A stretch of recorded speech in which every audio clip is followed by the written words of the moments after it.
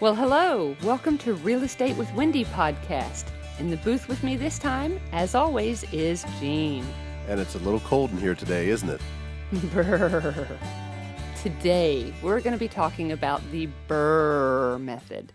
The Brrrrr method is a method of investing in real estate that has been around for a little while. If you look it up, B-R-R-R-R-R.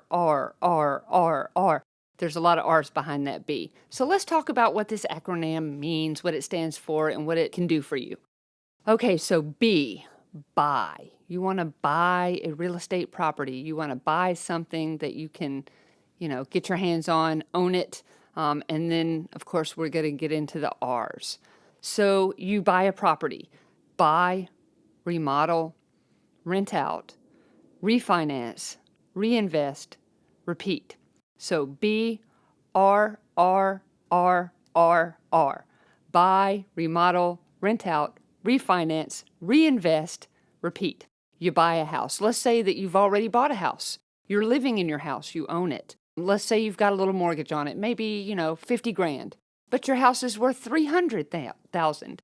Well, in that case, you have some equity in your home.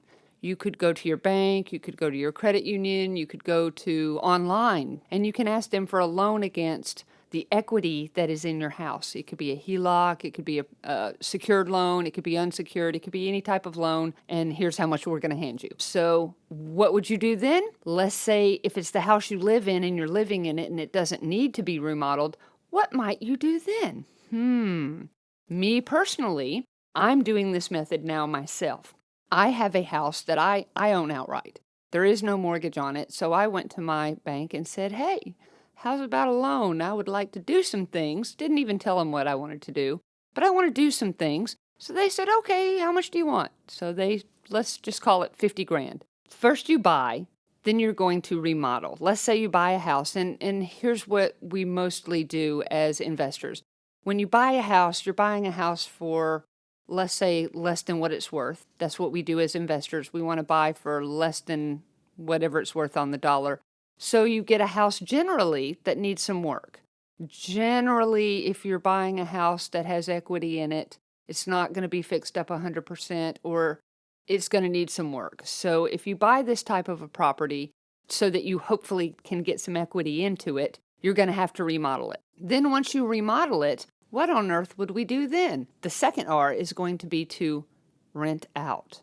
Once we've fixed it up, we're going to immediately want to have some passive income coming in and some cash flow coming in and some return on our investment. So you rent it out for, I don't know how long, however you want. It could be 3 months. It could be 6 months. It could be a year. However long it is, you then turn around and you're going to go back to your bank and you're going to say, refinance. And again, pull out some of the equity that you have now built into your home, because what you've done when you've remodeled it is you've put that equity back in. And every time you put equity back in, you can turn around and pull that equity back out and use that equity that you've pulled out, not to remodel again because it's still fixed, but now to reinvest in something new. So when you reinvest in something new, this is the catalyst and the catapult that takes you to a different level. You are using the same money that you initially had that got the house in the first place. Now you're taking that money and pulling it out, but you're not selling your house. You're not getting rid of your asset. You're not stopping to receive that money every month. You're just taking that money that represents building number 1, and now you're buying building number 2. You still have number 1 and you get all of those benefits, but now you have number 2 over here and you have twice the buying power, twice the assets, and twice the equity to now turn around and do twice the stuff with. So buy, remodel, rent out, take the money and refinance, reinvest the money into something else, and repeat and do it again. Very simple. Brrrr, it's a cold method out there. So the repeat part, I could do this 3 or 4 times over until I wanted to stop? You could do it 3 or 4 times in a year. You could do it 3 or 4 times in a month. You could do it 3 or 4 times in your lifetime. It's as often as you want to do it, as often as you feel comfortable, As often as you want to work, you can knuckle down and you can really dig in and do this. Like there are hardcore investors that turned 2 into 20 in a month. And they went out and they did incredible things that you would think, oh my gosh, but it can be done. And again, it's all about what you initially have to invest. If you take, say, for example, a duplex and you turn around and you buy 2 duplexes, now you can buy a quadplex and an apartment complex. You could buy a city block. You can turn small things into big things very quickly using this method. It's all about how quickly do you want to press the gas? How fast do you want to go? How many times do you want to turn around and tell the bank, yeah, I want some more money, let's go. And they'll just keep giving it to you. It's the craziest thing. Okay, so going back to buy, I often get asked, Wendy, what types of houses do I want to buy? What do I want to look for? That is indeed the secret now, isn't it? This is something that as a realtor, as a property manager, as an investor, I've been doing this for a long time. And it's second nature to me to drive down a street, anywhere, and to look at a house and say, ooh, there's a deal. And to know the difference between something that's a really great deal and something that's not a great deal. But I'll tell you, there are some indicators. For one, I would say a house that's empty, a house that no one is living in. It doesn't seem to me that the owner is getting very good use out of a property like that. If no one's living in it, then there is no money being made on it. And in fact, it is most certainly costing that owner money in taxes and upkeep and yard maintenance and everything else every single month. And it's a drain. It's not an asset, it's a liability. So in cases like that, I would say that those types of properties are the very first ones that I would be looking at. Something that is unoccupied, the grass is high, there are either windows broken out, windows boarded up. There's definite indicators there. Maybe a neighborhood where it's not the prettiest house on the street. Yeah, maybe somebody lives there, but it's the ugliest house on the street. That too might be, if it's the right area, something that I would look at pretty hard. Something that has been problematic. A house, let's say, for example, something that's on the MLS, something that's on the open market, but it hasn't sold in a really long time. And this is something that so many people overlook and forget about. It doesn't have to be this secret off-market deal. It could be something that's right there listed on the internet. It says it's for sale. It's been on the market for like 8 months. Nobody's touched it. It says they want 100 grand for it, but I'm here to tell you, if it hasn't sold, maybe you just offer 50 and there's your equity. Again, it's not just seeing the house or seeing the right property. It's about negotiating a deal. That is also part of the buying process. When you look at these deals, you have to figure out, okay, is it empty? How much equity? And I'll tell you too, this is where you may want to consult with a realtor or a real estate agent. If you don't know just right off the bat how to look at these properties and tell how much it's worth, how much you're going to be able to get out of it, how much you can rent it for, if these numbers aren't numbers that just pop right into your head, you need a professional to help you. You need someone on your team. We'll talk more about teams later, but a team is going to be one of your greatest assets. You're going to have the right realtor, the right property manager, the right people on your team and in your life to help you with these decisions, to help you run comps, because the busier you get as an investor, you're not going to run your own comps. You're going to pay someone else to do that for you, or you're going to have a person on your team who's going to be doing that for you, because then they know that when the house sells, when you go to do whatever you go to do with it, that's your realtor, and that's when they're going to make their money. So they're going to be happy to give you these little tidbits of, this comp or that value or whatever, just because that's part of their job. But that too, your realtor is going to show you, teach you how to look for the right deals. They're going to explain to you how it is that you want to look at these properties, how you want to run your comps, how you want to judge things, and then again, how you want to negotiate. If you see something that's been online for a long time and nobody else is hitting on it, what you should maybe offer. And a good rule for me is 50%. Like if the house says it's 100,000, 50% of that, I'll offer 50. And we've talked more, Jean, about the 50% rule. You never want to borrow more than 50%. Well, you always want to cut it in half in 50% too, so that you know there's your value. If you use this method, it's just never going to fail you. You'll see. But yeah, so that's the buy. Then we go to remodel. So when you're starting to remodel the house that you've just bought and you're wanting to look into it and say, okay, how am I going to get the most money out of this asset? How am I going to pull this effectively later? You would think, ooh, I want to put the nicest materials I can, right? If I put into this, particular property, if I put in quartz and marble and I do all these wonderful things, I'm going to get this money back, right? Well, maybe you will and maybe you won't. This is where, when remodeling, you want a good contractor on your team. You want to have your contractor tell you what type of property, like if it's a modular home, for example. You don't want to put marble into a modular home. That's not going to work for you. You're never going to get a good return on that investment. You want to put something else in a smaller starter home that's worth a smaller amount of money. Now, when you're talking about larger homes that are, $300,000-$400,000 houses and up, now you're talking about granite, quartz, marble, and nicer finishes. But these nicer finishes are going to go in nicer houses, and it needs to match.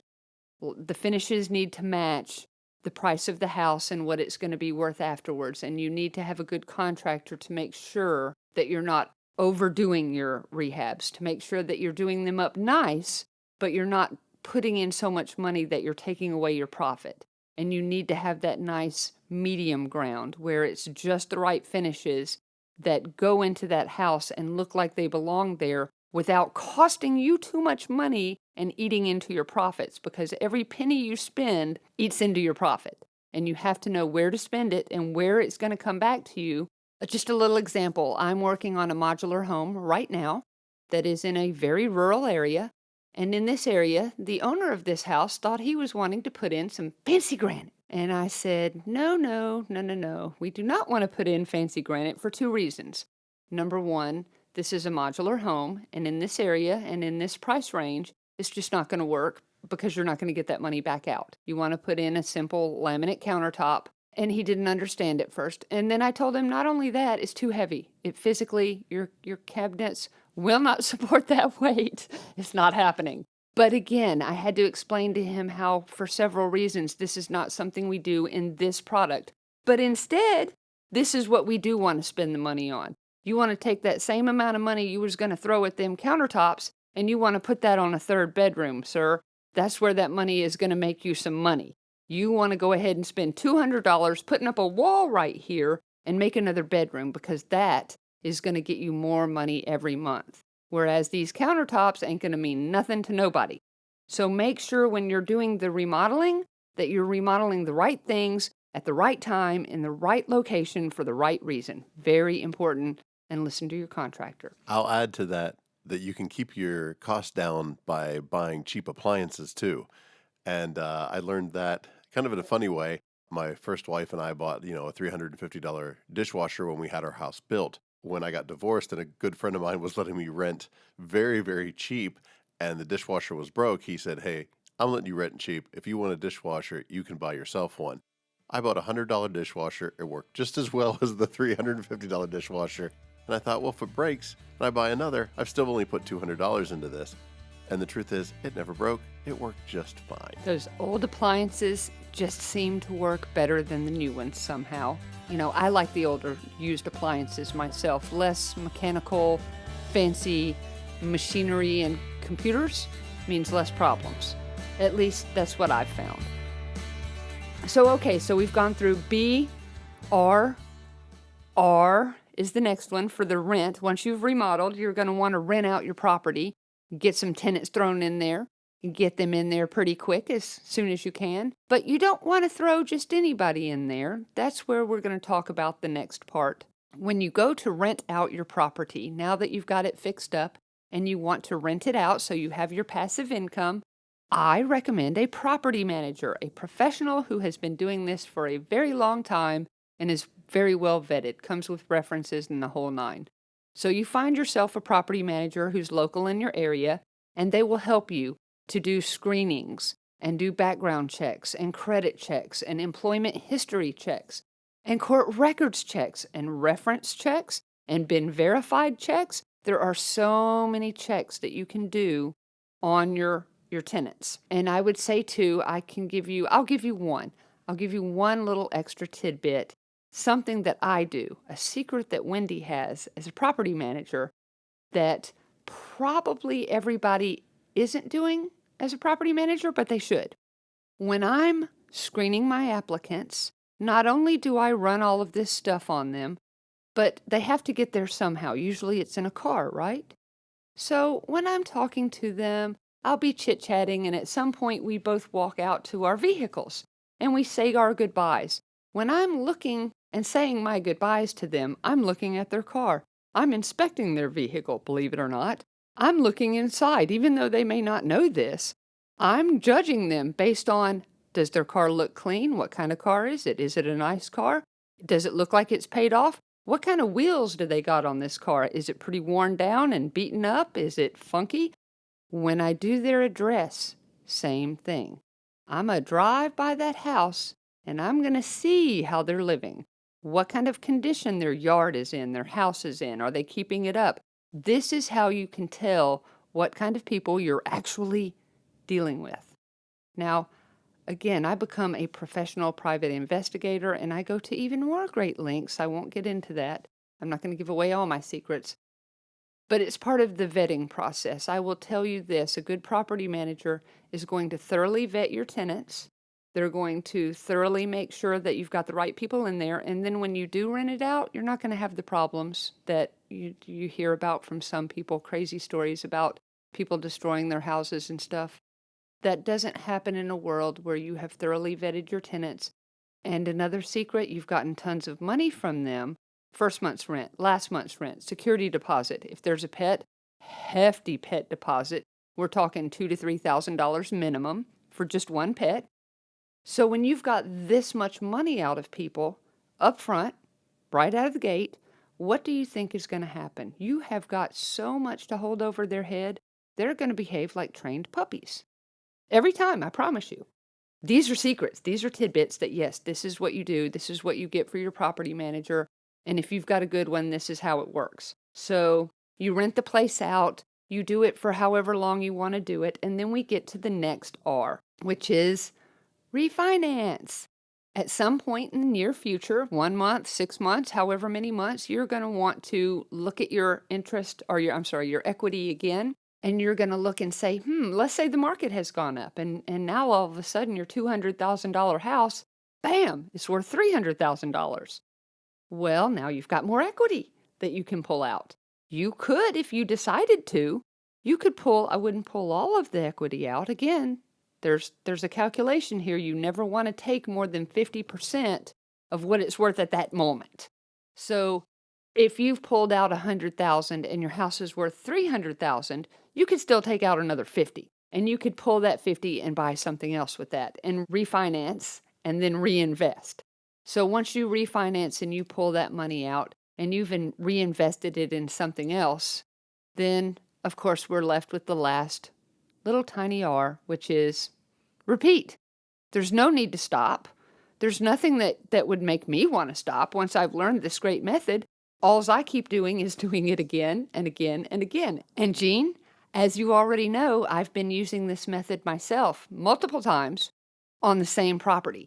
Like I have bought, paid for, reinvested, paid off, re-pulled out more money, paid off again, reinvested again. I've used this multiple times on the same one property. And the more properties that you acquire, the more times you can do this same method and double your money, double down. It's like doubling down on poker. Another thing to do, of course, is with the repeat is buy one, pull the money out of that one, do a second, pull the money out of the second one. Maybe you need to pull a little bit of money out of the first one again to get a third one and that kind of thing. And I know you've had investors who've done that because I remember when we first started kind of talking off air about this, you said you had an investor who kind of bought a neighborhood or, got in with one house and eventually owned all 8 or 9 on the street or whatever. That is correct. I've got an investor friend that I got started and we did remodeling is how I met him. But we became such good investor friends that we started doing things together. Well, he started out with this one house that he bought in Noonan, and it was just a little tiny starter home in just a little tiny, like small neighborhood, starter tiny houses. So he got this one house back in 2008, I want to say, back when the economy just nosedived. He had a little money in his pocket, and I want to say he picked it up for like 10 or 15 grand, maybe. And he was a remodeler by trade, so he knew how to do all this stuff himself. He didn't put maybe 7,000 into it, did the work 100% himself. So he didn't have a lot in it. He turned around after only like a month or two and went and pulled his equity out. He just accidentally went to his bank and said, "Hey, what's going on?" They said, "Oh, you can get this loan, blah, blah, blah." So he went and he got a loan, and he used that money to buy two more houses on the same street. And then he took the money from those two houses and he pulled that equity out and he bought four. And then there you have it. He had all 9 streets on the house. I mean, it just bam, within 3 I months. was fascinated when you first told me that story, and some of the blanks that you filled in for me was, the ugliest house became the prettiest house. Therefore, the other owners then turned to him and said, "Well, can you make my house that pretty?" Where other owners said, "Hey, I want to get out of this area. You clearly have a vested interest." So in other words, it just kind of came to him and you. But also with that said, as you as a property manager, that scenario is when I first learned about how you select renters. And I realized something. That strip, that 9 houses on that one street, because you so thoroughly vet, is the safest neighborhood, is the most trustworthy because you're not going to let anybody in that isn't going to pay you. And obviously that's your background. Would you call yourself a private eye or a private investigator? To vet these people is you don't have trouble later. And I compared you to a boss who was hiring employees. That's exactly what it's like, is a boss who's hiring employees. And I'll tell you this too, when we started or when he started on that street, it was the hood. It was not the best neighborhood. And he did buy the ugliest house. It was like the most rundown place on the street, but it became quickly the nicest house on the street. And when it did, property values started to go up. And every house that he got, property values as he fixed, they went up and up and up and up. And now what turned out, like he again got the first house for, I don't know, 7 or 10, 15,000 max. I don't know what it was now, but again, I want to say got it for 7. Maybe by the time it was over, he had 15 in it. That's what it was. And now this house, only 7 years later, is worth over 200,000. And we're talking a matter of 7 years.